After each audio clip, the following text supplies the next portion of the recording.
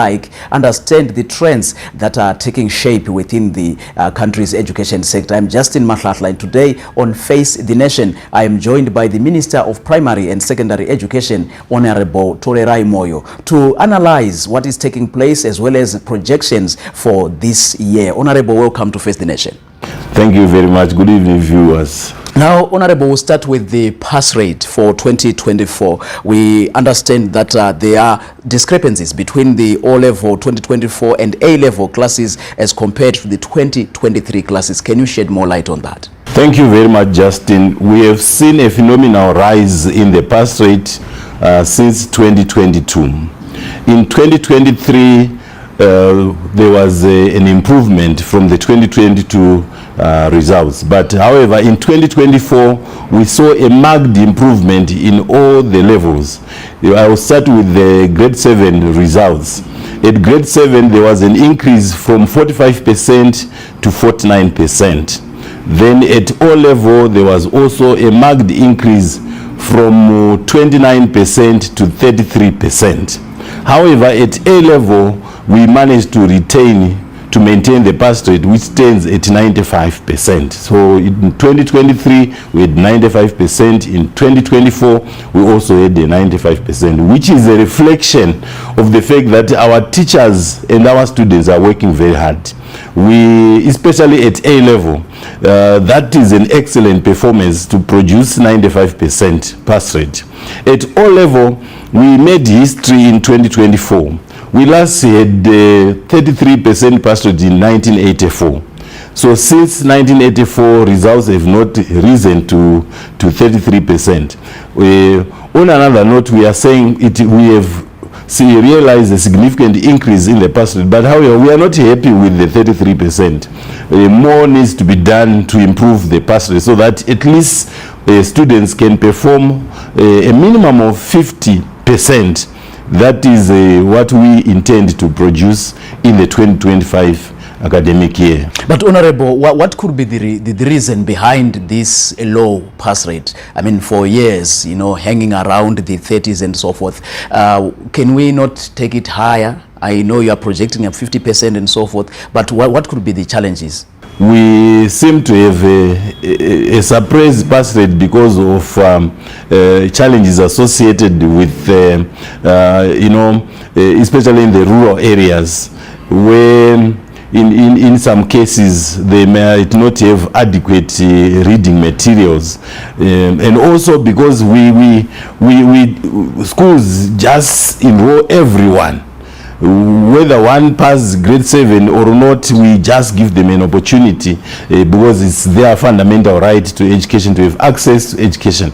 So that might be the reason. But however, we intend to introduce, because of the heritage-based curriculum, the coursework mark will contribute in a big way in the increase in the pass rate. Because in terms of assessment marks, the school-based project, which starts to be assessed this year, will contribute 20 marks out of 100. So which means the total marks that a candidate can get is 20 in every learning area. Then in the examination, a student can produce 80, a total of 80%. So you can imagine, Justin, that a student who gets 18 out of 20, or 20 out of, it's possible to get 20 out of, because the student is supervised by the teacher. If a student gets 20, it means he or she needs 30 out of 80. So it means the number of students who are likely to pass, the number is likely to increase. Increase this year. Yes. Yeah. So I think from what you are saying, I'm seeing this approach, the heritage-based education, is actually a major shift in terms of even aligning students towards their areas of strength, so that when they get into exams, they are writing what they know and what they are looking forward to in terms of careers and so forth. Can you maybe shed more light in terms of how you are also seeing this transition from the usual education system we had, and now that we have this heritage-based education, results-wise? The heritage-based curriculum is the way to go. We want our students to have a deeper understanding of their environment. Their projects are guided by the problem that they experience in their communities, in their urban areas, in their rural areas. So they identify a societal challenge and work on that challenge with minimum teacher supervision. Okay. Because they are dealing with things that they experience in their day-to-day lives. It means the students would appreciate the nature of their problems and come up with the solutions to address their challenges. And because of that, we are likely to witness an increase in pass rate. And the other important issue, Justin, is the fact that we have aligned the heritage-based curriculum with the national vision of our President, Dr. Idi Mnangagwa, Vision 2030, where we want to appreciate the importance, the power of education, the transformative power. Education is an enabler which can contribute positively to economic developments in the country. So here we have two pathways. A pathway for students who are going to major in vocationalization of education. They need to realize their careers whilst in primary school, whilst in Form 2, Form 3. They can write professional examinations. For example, one can write a professional examination in electrical engineering, and these exams are managed by Hexico. So one can become an electrical engineer, a class 4 engineer for that matter, at Form 2. By the time the student completes O-level, it means already he or she has identified a career pathway and he would major on that in the vocational college. Then we also have the second career pathway, somebody who wants to go to university. Academic. Yes, that is a academic pursuit. One would do A-level studies, proceed to university and have a degree, and so on and so forth. So those are the two pathways that we have through the heritage-based curriculum. Interesting developments and prospects there, Honorable. We will take a break. We'll be back after these messages. Stay with us.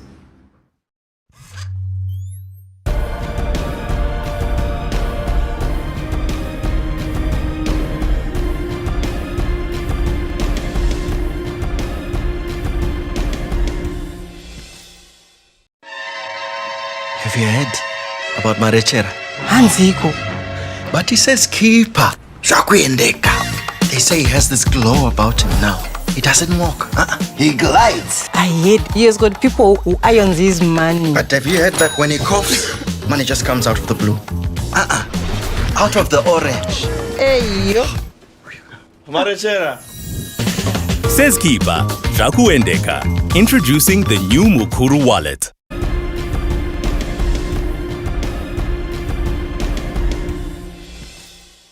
Welcome back. This is Face the Nation. Honorable Minister, you have mentioned what you are doing in terms of assisting learners in primary and secondary education to also realize their worth and develop career prospects through the heritage-based education. But there are students, we continue seeing students who are doing advanced level, for example, who continue to write 5, 6 subjects, 7, 10, 12 subjects to get maybe 30 or so points. What is the rationale behind this, and is it still necessary? In the past, students used to register 7 subjects and would get 7 A's. That's a total of 35 points at advanced level. It was really not necessary. Through the heritage-based curriculum, we are emphasizing that a student should concentrate on 3 learning areas at A level, which means the total points that a student should score is a maximum of 15. So we have just said, we have communicated with our schools and said a student can have a total of 4 learning areas, can register 4 subjects at A level and can get a maximum of 20 points. A student who gets 20 points and one who gets 15 points, they are the same. Because if they are enrolling for any discipline, we say best in terms of 15 points. The other is just not necessary, because if one gets 30 points, we still recruit on the basis of 15 points. So one who wants to do law, medicine, we are looking at a total of 15 points. Let's go back to the rural areas. We know that you continue to make efforts to make sure that you bridge the gap in terms of technology and so forth. But what are you doing? Maybe you can just advise the nation in terms of ensuring that learners in rural and remote areas have access to services, to material, to equipment, ICT, as much as those in the urban areas. How are you bridging this gap? There were serious disparities in terms of digital tools that learners had, especially those in the rural areas and in the urban areas.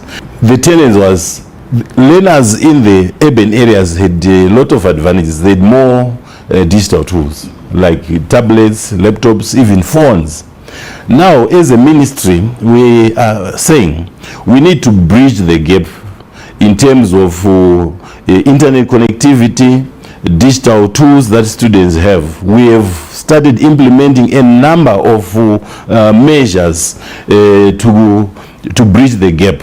The first measure that we have done is through government efforts.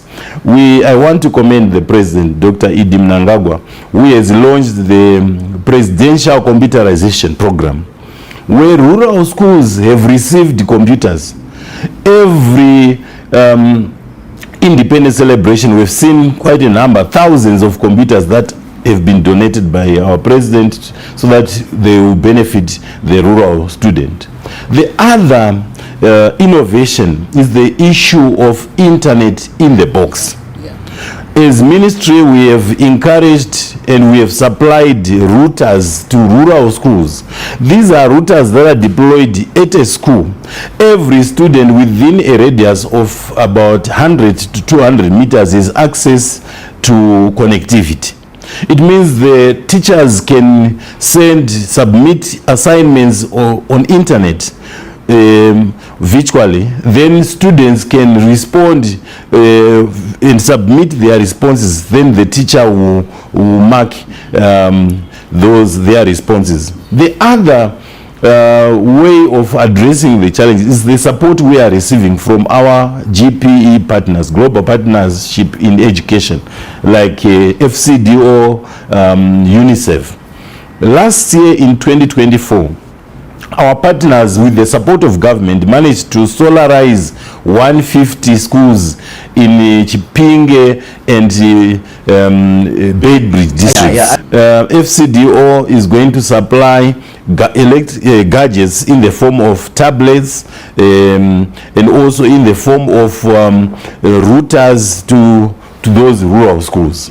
We also received a donation of 2.5 million from FCDO, and the implementing partner is UNICEF. This year, 2025, 150 schools are going to be solarized in Gokwe, that's the Midlands province, in Gokwe North, Gokwe South, Mberengwa, and also in Mashingo, Chiwi district, Gutu district. Those are going to receive support in terms of solarization, supply of digital tools, and also internet connectivity. Those are milestones that will contribute undoubtedly to provision of Wi-Fi and also an improvement in terms of pass rate, in terms of quality, relevance of education.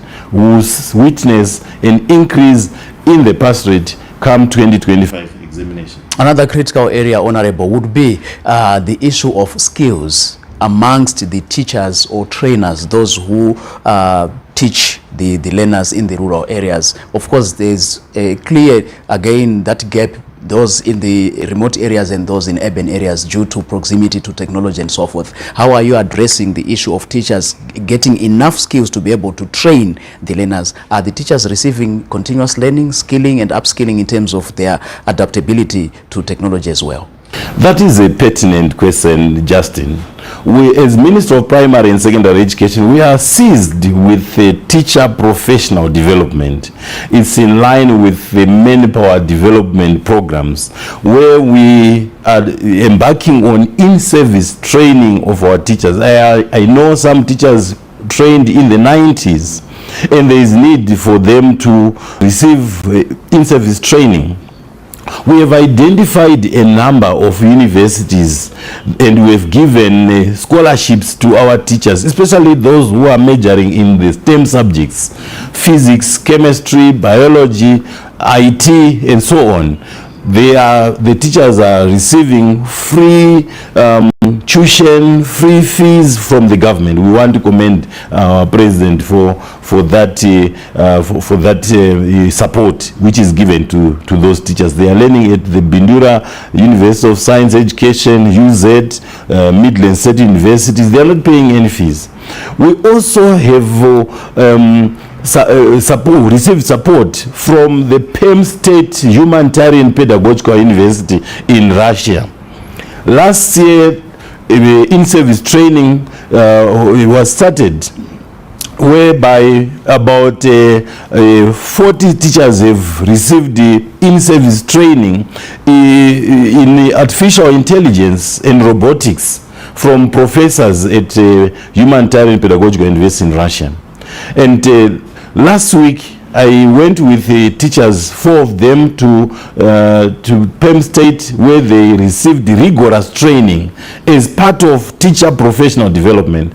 So these teachers are going to, to teach our students on how to conduct innovation, how to do research, and how to use technology to improve results. So we are so grateful to our partners in terms of digital support, in terms of technological advancement, and also in-service training, which has contributed immensely to our teachers receiving, training to capacitate them, even those in the rural areas. Because when I went to Russia, I had a bias. I had to go with the rural teachers. Some of them from Karoi, other teachers from Gutu and many other areas.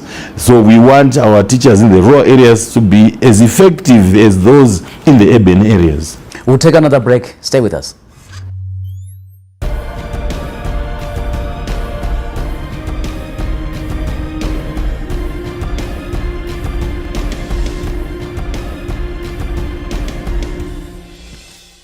Because it's a beautiful country.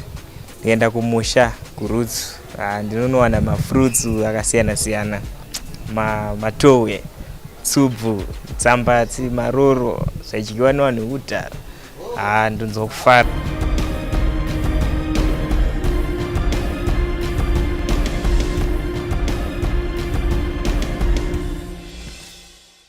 Welcome back and thank you so much for staying with us here on Face the Nation. I have the Honorable Minister of Primary and Secondary Education, Honorable Torerai Moyo, discussing trends within the country's education sector. Honorable, a growing and emerging challenge to society is the issue of drug and substance abuse, and this is not confined to rural or urban areas. How is your ministry making sure that teachers are capacitated to deal with this emerging threat to the fabric of society? The issue of drug and substance abuse is a major issue which is affecting our students in schools. It is not confined to Zimbabwe. It is a global challenge, and as Minister of Primary and Secondary Education, we have upscaled our activities in terms of giving our teachers workshops on how best they can deal with contemporary problems of drugs and substance abuse. We have guidance and counseling specialists in our schools, and it's compulsory for all the students to do guidance and counseling, so that we give guidance, we counsel our students to stay away from the impacts of drugs and substance abuse. It's affecting our youths. If we are not careful as a country, it is going to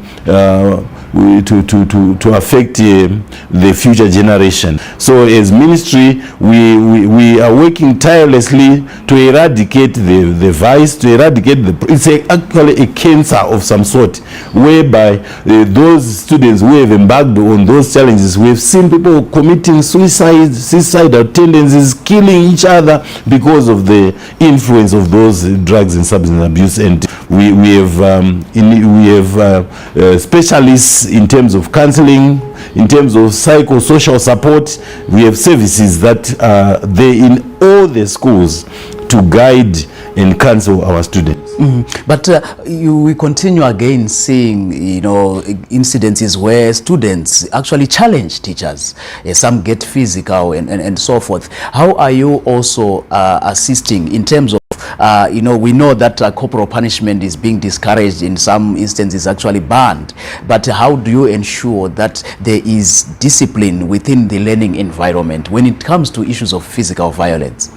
The Education Amendment Act, Justin, of 2020 is outlawed the issue of corporal punishment. It is illegal for a teacher to beat up students. Because of the new pedagogy which we are using, the new approach to teaching, we emphasize a lot of collaborative approach. The lessons must be pupil-centered.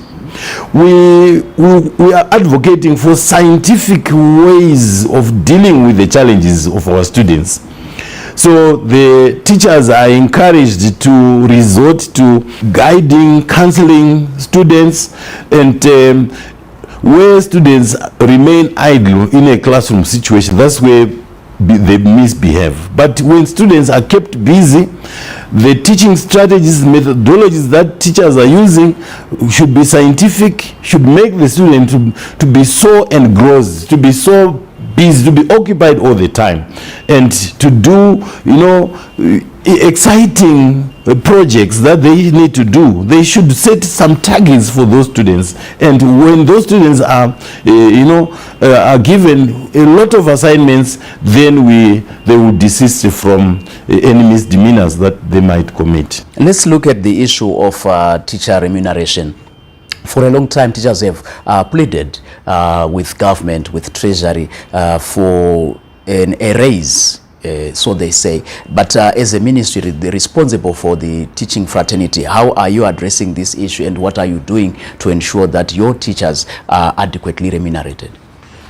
Our teachers are employed by the Public Service Commission, and it is not in our, it does not fall, the issue of teacher remuneration does not fall under the purview of the Ministry of Primary and Secondary Education. So the Ministry of Public Service, Labor and Social Welfare is seized with the issue discussing welfare of the teachers. As ministry, yes, we encourage, but through a whole of government approach, we encourage our partners, our sister ministry, to address the issue of remuneration. Finally, Honorable Minister, what are we expecting for the 2025 academic year? Maybe when should we expect the registration for exams to begin, and maybe any projections in terms of how much it will be costing this year? My calendar, Justin, for 2025 is full. We have so many things that we intend to achieve. In terms of registration of public examinations, I must inform the public that examination fees have not increased. For the past 3 years, we have not increased examination fees. At grade 7, the students will pay $5 per learning area. It means the government pays the remainder, which is $6. At O-level, students pay $11 per learning area, and the government pays the balance, which is $13 per learning area. At advanced level, students they pay $21, and the government pays $24. That gives us so which means that government contributes more to the education of our students, and the government has a duty and an obligation to support, to provide education, freedom of it's actually a fundamental right to education, right to teach, and also to access the learning areas. So the government is supporting our students. The other development that we are projecting is the issue of the date when examinations are supposed to be paid. We I think as soon as possible, we expect a date to be set for the June examinations and also for the November exam. But we are flexible, especially on the deadline.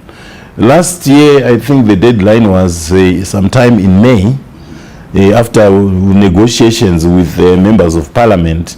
Yes, but we are going to give the deadline to all our stakeholders so that they prepare or prepare to raise the examinations. Then in terms of what we intend to achieve, we expect to build more than 120 new schools this year. We also target to construct more than 400 classrooms.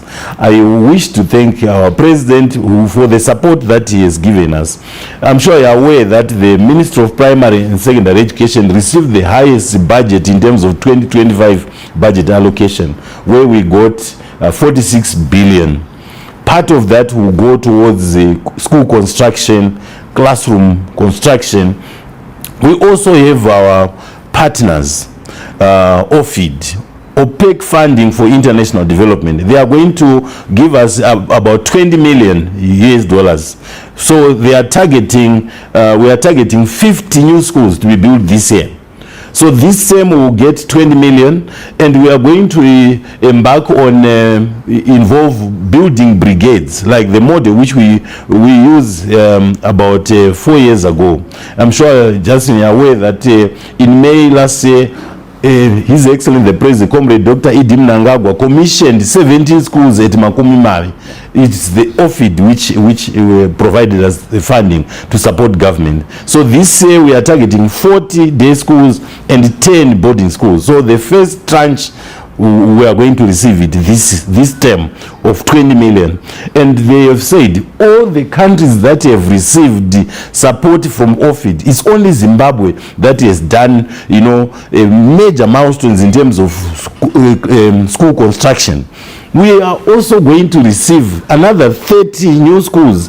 We are going to receive funding from Public Service Commission, funding earmarked for, for pensioners. Part of that will be channeled through the Ministry of Finance to construct about 30 schools.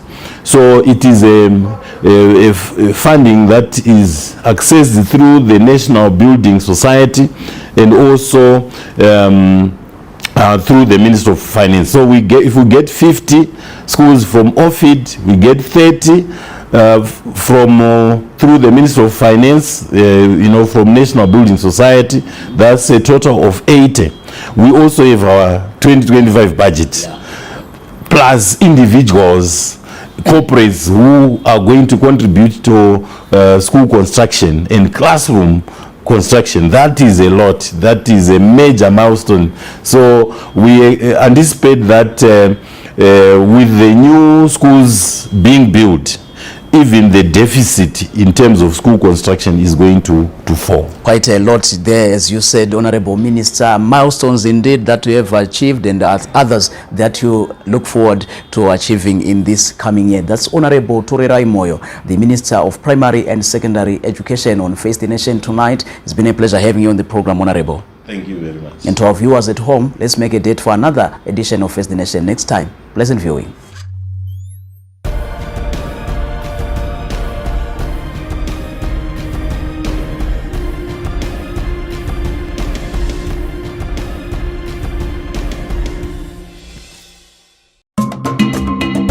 ZBC TV is driven by the corporation's vision to be the Zimbabwean voice of choice across multimedia platforms globally and be a customer-driven and competitive broadcaster. The national broadcaster is committed to giving you high-quality and innovative programming that projects the Zimbabwean voice, identity, diverse cultural heritage, enduring unity, peace, and shared national vision. To share your views, comments, or register complaints on our programming, contact us on WhatsApp number +263 714 975 328 round the clock. ZBC TV, your voice, your choice. Moya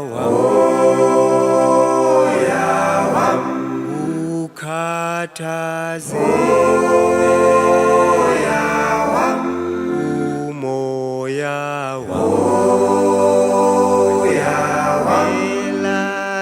elangiyesa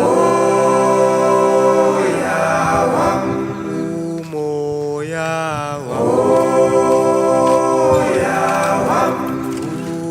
ukhathaze umoya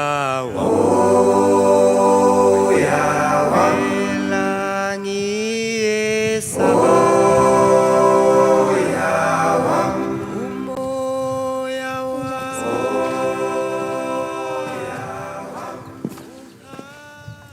Sis, what happened? Ingane idlulile sisi. Hayi no sis, futhi uNkulunkulu ngiyokwaziyo. Ngiyophaya phinda thathi. yo, ngiyaxolisa yazi sis.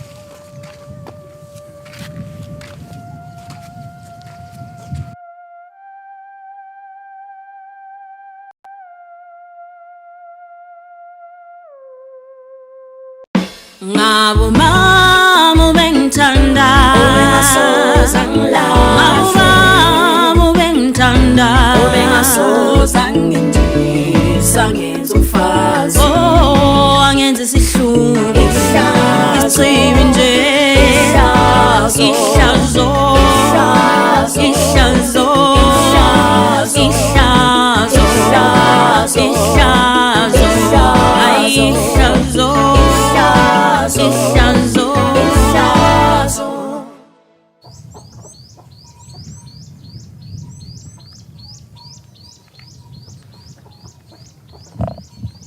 Caesar.